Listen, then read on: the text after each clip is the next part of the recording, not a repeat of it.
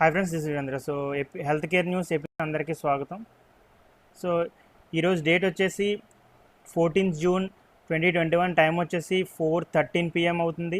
So ఇప్పటివరకు ఉన్న active cases అయితే 9,73,158. అంటే మనం చాలా మట్టుకు మన యాక్టివ్ కేసెస్ డౌన్ఫాల్ అయితే మనం చూడొచ్చు గడిచిన ఒక 1 వీక్ నుంచి. సో డిశ్చార్జ్ అయిన కేసులు వచ్చేసి 2,81,62,947. సో డిశ్చార్జ్ కేసెస్ కూడా ఎక్కువ పెరుగుతూనే ఉన్నాయి. అండ్ డెత్స్ వచ్చేసి 3,74,305. గడిచిన 24 గంటల్లో జరిగిన టెస్టులు వచ్చేసి 14,92,152. అండ్ వ్యాక్సినేషన్లు వచ్చేసి 25,48,49,301. సో ఇక ఆలస్యం చేయకుండా చాలా ఇంపార్టెంట్ ఫస్ట్ హెల్త్ కేర్ వచ్చేసి న్యూస్లో అయితే ఒక ఐఐటి మండి అనే ఒక టీమ్ ఆఫ్ రీసెర్చర్స్ దగ్గర నుంచి సో వాళ్ళు చెప్పింది ఏంటంటే ఎప్పుడైతే ఎక్కువ షుగర్ తీసుకుంటామో సో అప్పుడు మన బాడీలో ఫ్యాటీ లివర్ అన్నది గ్రో అవుతుందని చెప్పి వీళ్ళ యొక్క స్టడీ చేసి చెప్పారు. సో వాళ్ళ స్టడీని జర్నల్ ఆఫ్ బయోలాజికల్ కెమిస్ట్రీ అనే ఒక జర్నల్లో ఆర్టికల్ రూపంలో వాళ్ళు పబ్లిష్ చేయడం అయితే జరిగింది.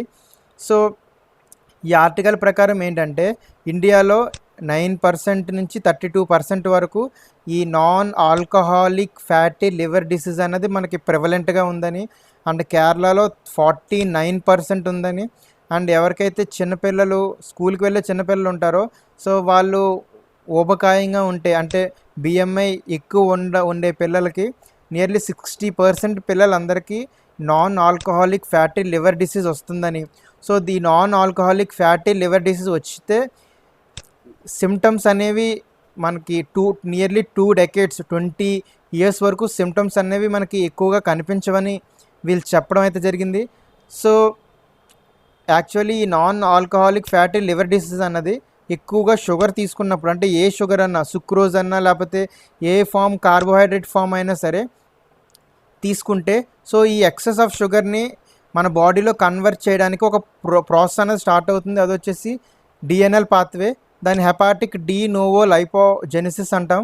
సో దీని ద్వారా ఏంటంటే సో వీళ్ళు ఐడెంటిఫై చేసింది ఏంటంటే సో ఈ డిఎన్ఎల్ పాత్వేలో NF-κB-P65 అనే ఒక ఎంజైమ్ అనేది ఎక్కువగా ప్రొడ్యూస్ అవుతుందని.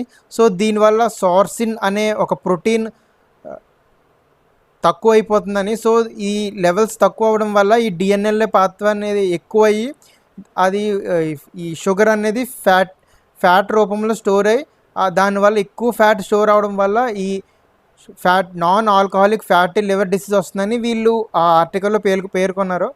సో వీళ్ళు ఇంకా ఏం చెప్పారంటే ఈ NF-κB అనేది ఇంకా చాలా డిసీజెస్లోనే ఇన్వాల్వ్ అయి ఉంటుందని, దాంట్లో ఇన్ఫ్లమేషన్లోను like cancer, Alzheimer disease, atherosclerosis అనే డిసీజ్లోను, and inflammatory bowel syndrome, stroke, infections, so ఇలా చాలా డిసీజ్లోనే ఈ NF-κB అనేది ఇంకా ఉంటుందని వాళ్ళు చెప్పడం అయితే జరిగింది. సో ఫ్యూచర్లో ఈ non alcoholic fatty liver disease కూడా మన యొక్క national program for prevention and control of cancer, diabetes, cardiovascular diseases and stroke NPCDS అనే దీంట్లో మనం ఇంక్లూడ్ చేస్తే ఈ non alcoholic fatty liver disease అన్నదానికి క్యూర్ కనిపెట్టొచ్చని వీళ్ళు పేర్కొనడం అయితే జరిగింది. సో మీరు కూడా ఈ నాన్ ఆల్కహాలిక్ ఫ్యాటీ లివర్ డిసీజ్తో బాధపడకుండా ఉండాలంటే ఎర్లీ స్టేజెస్లోనే మీరు ట్రీట్ చేసుకోవాలి. అండ్ మోర్ ఓవర్ మీరు షుగర్ ఎక్కువగా తీసుకునేవారైతే షుగర్ తీసుకోవడం చాలా మటుకు తగ్గించాలి. మనకి US బయోటెక్ కంపెనీ నేమ్ వచ్చేసి వ్యాక్సినిటీ. సో ఈ వ్యాక్సినిటీ ఒక కొత్త కోవిడ్ వ్యాక్సిన్ అయితే తయారు చేస్తుంది.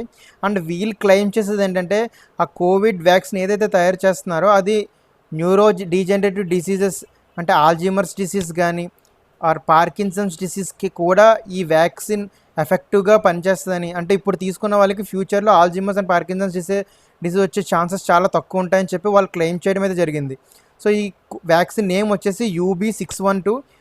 ఈ ప్రస్తుతానికి phase 2 ట్రయల్స్ అయితే జరుగుతున్నాయి. ఈ phase 2 ట్రయల్స్ అన్నది ఇంకా తక్కువ మంది మీద జరుపుతున్నారని చెప్పి వీళ్ళు చెప్పడం జరిగింది.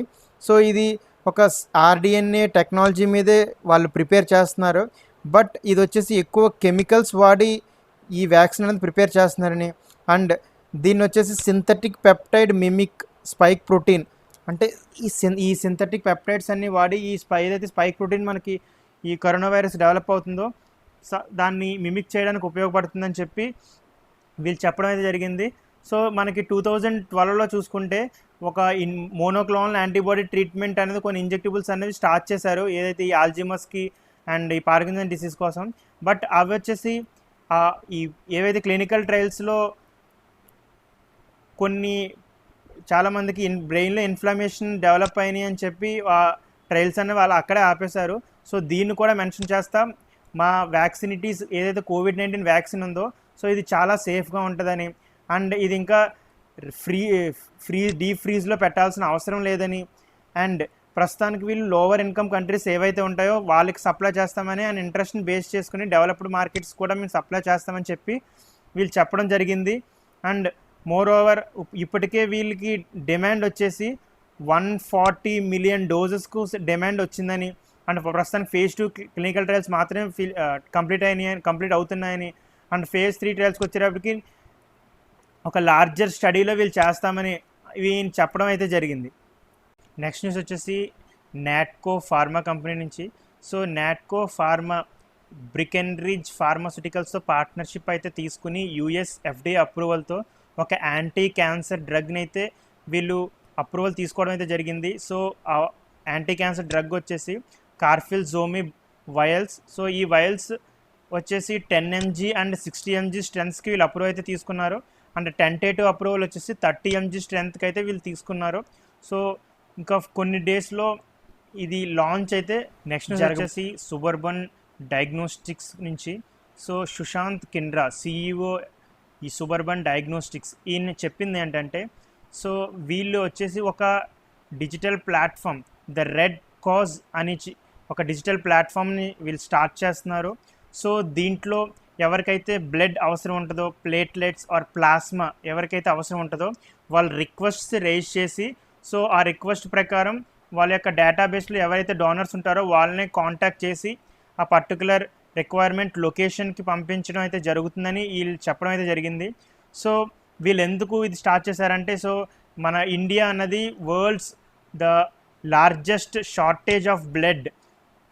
సో మన ఇండియాలో ఎక్కువ బ్లడ్ కోసం చాలా షార్టేజ్ అయితే ఉంది.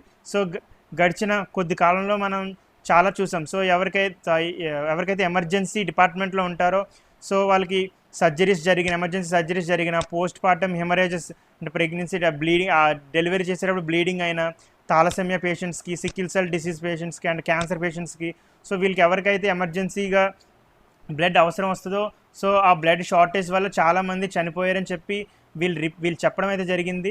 సో దానికోసమే వీళ్ళు ది రెడ్ కాజ్ అనే ఈ డిజిటల్ ప్లాట్ఫామ్ ద్వారా చాలామంది లైఫ్స్ని సేవ్ చేయడానికి వీళ్ళు ఈ ముందడుగు వేసినట్టు నెక్స్ట్ చెప్పడం అయితే జరిగింది. యూకే సైంటిస్ట్ నుంచి. సో యూకేలో ఉన్న సైంటిస్ట్స్ ఒక విషయాన్ని అయితే మనకి ఒక ఇంట్రెస్టింగ్ న్యూస్ని అయితే చెప్పారు. సో దాని ప్రకారం ఏంటంటే కోవిడ్ అలారం అని చెప్పి ఒక టెస్ట్ని అయితే వీళ్ళు రూపొందిస్తున్నారు.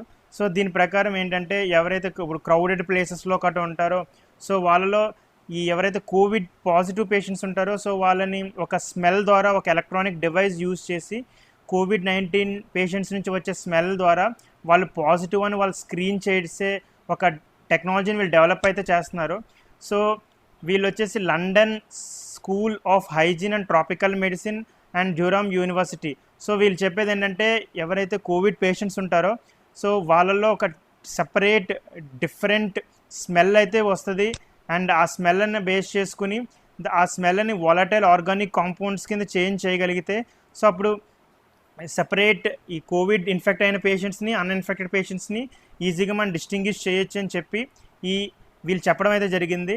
సో ఆల్రెడీ వీళ్ళు రాసిన దాంట్లో 54 ఎవరైతే కోవిడ్ ఇన్ఫెక్టెడ్ పేషెంట్స్ ఉంటారో వాళ్ళు తొడుక్కున్న సాక్స్ని వీళ్ళు తీసుకున్న సాక్స్కున్న స్మెల్ని బట్టి వీళ్ళు టెస్ట్ చేయడం జరిగింది. సో దాంట్లో 27 మంది వచ్చేసి సిమ్టమాటిక్ పేషెంట్స్ అండ్ లేకపోతే మైల్డ్ సిమ్టమ్స్ ఉన్న పేషెంట్స్ అండ్ 27 మెంబర్స్ వచ్చేసి అన్ఇన్ఫెక్టెడ్ ఇండివిజువల్స్.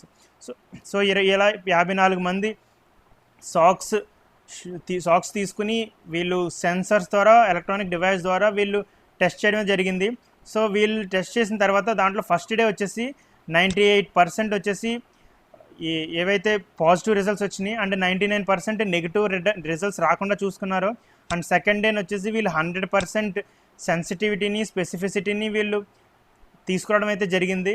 సో ఇంకా వీళ్ళని అడుగుతా ఏవైతే మనం ముట్టుకునే పేపర్స్ కానీ లేకపోతే బ్లాంకెట్స్ కానీ దుప్పట్లు కానీ, సో ఇటువంటివి కూడా సేమ్ అలాంటి డిస్టింక్ట్ స్మెల్లే ఉంటుందా అని చెప్పి అడిగితే, సో వీళ్ళు క్లియర్గా చెప్పింది ఏంటంటే, సో ఎవరైతే COVID-19 ఇన్ఫెక్టెడ్ పీపుల్ ఉంటారో వాళ్ళకి సపరేట్ ఇండివిజువల్ స్మెల్ ఉంటుందని, ఆ స్మెల్ని ఎప్పుడైతే ఈ వొలాటైల్ ఆయిల్ ఆర్గానిక్ కాంపౌండ్స్ కింద మారిస్తే, సో వాళ్ళకి ఆ యొక్క స్మెల్ని మనం డిటెక్ట్ చేయొచ్చని, సో ఇది స్క్రీనింగ్ టెస్ట్కి చాలా ఉపయోగపడుతుందని చెప్పి నెక్స్ట్ వచ్చేసి జెడస్ కెడిలా నుంచి. సో జెడస్ కెడిలా అనేది ఒక కెడిలా గ్రూప్లో ఒక పార్ట్. సో ఈ జెడస్ కెడిలా వారు ప్రిపేర్ చేసిన ఒక యాంటీ ఎపిలెప్టిక్ డ్రగ్కి ఆ యుఎస్ FDA అన్నది అప్రూవల్ అయితే ఇచ్చింది. సో ఆ డ్రగ్ వచ్చేసి బ్రివారిసిటమ్ ట్యాబ్లెట్స్. సో ఈ బ్రివారిసిటమ్ ట్యాబ్లెట్స్ అన్నది partial onset of seizures epilepsy ట్రీట్మెంట్కి వాడొచ్చు అని చెప్పి యుఎస్ FDA అప్రూవల్ అయితే ఇచ్చింది. సో దీని యొక్క స్ట్రెంత్స్ వచ్చేసి 10 mg, 25 mg, 50 mg, 75 mg, next వచ్చేసి బ్లాక్ ఫంగస్ నుంచి. సో ఈ బ్లాక్ ఫంగస్ కేసెస్ అన్నవి మహారాష్ట్రలో ఎక్కువగా కనిపిస్తున్నాయని, డయాగ్నోజ్ అయ్యాయని చెప్పి మనకు ఒక ఆర్టికల్ అయితే కనిపిస్తుంది.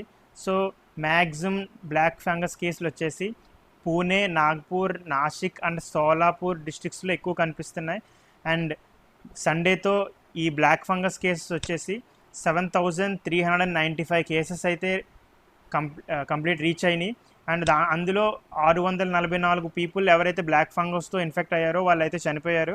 అండ్ 2,212 కేసులు ఏవైతే ఉన్నాయో వాళ్ళు రికవర్ అయిపోయారని చెప్పి మనకి ఈ రిపోర్ట్ అయితే బయట. నెక్స్ట్ న్యూస్ వచ్చేసి మనకి బ్లాక్ ఫంగస్ నుంచి.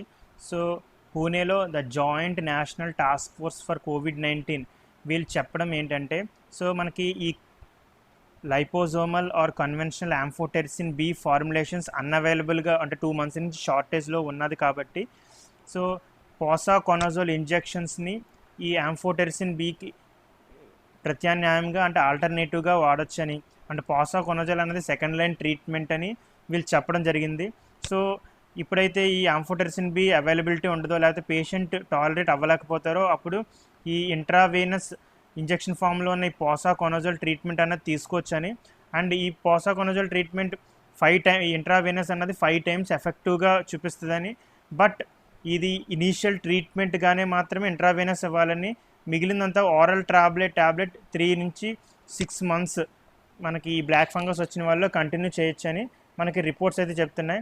అండ్ ఇప్పటివరకు 28 స్టేట్లో అండ్ యూనియన్ టెరిటరీస్ కలిపి 28,252 బ్లాక్ ఫంగస్ కేసెస్ రిపోర్ట్ అయినాయి. అండ్ మేజర్గా వచ్చేసి మహారాష్ట్రలో, గుజరాత్లోనూ ఎక్కువగా రిపోర్ట్. నెక్స్ట్ న్యూస్ వచ్చేసి ఎవరైతే న్యూ బోర్న్ బేబీస్ ఎవరైతే అప్పుడే పుట్టిన పిల్లలకి కోవిడ్ అటాక్ అవుతుందో, సో వాళ్ళల్లో అన్నది ఎక్కువ డెత్స్ అయితే రిపోర్ట్ అవుతున్నాయి.